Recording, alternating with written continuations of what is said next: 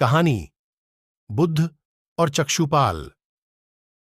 एक बार भगवान बुद्ध जेतवन विहार में रह रहे थे। भिक्षु चक्षुपाल भगवान से मिलने के लिए आए थे। उनके आगमन के साथ उनकी दिनचर्या, व्यवहार और गुणों की चर्चा भी हुई। भिक्षु चक्षुपाल अंधे थे।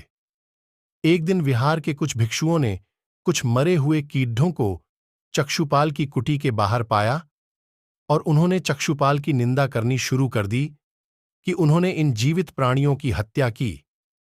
भगवान बुद्ध ने निंदा कर रहे उन भिक्षुओं को बुलाया और पूछा कि क्या तुमने भिक्षु को कीड़े मारते हुए देखा है? उन्होंने उत्तर दिया, नहीं।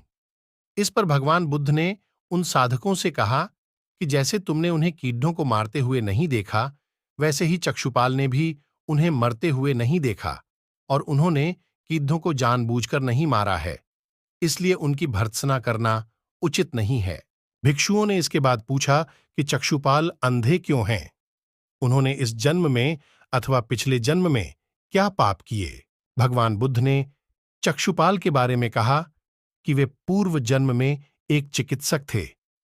एक अंधी स्त्री ने उनसे वादा किया था कि यदि वे उसकी आंखें ठीक कर देंगे तो वह और उसका परिवार उनके दास बन जाएंगे।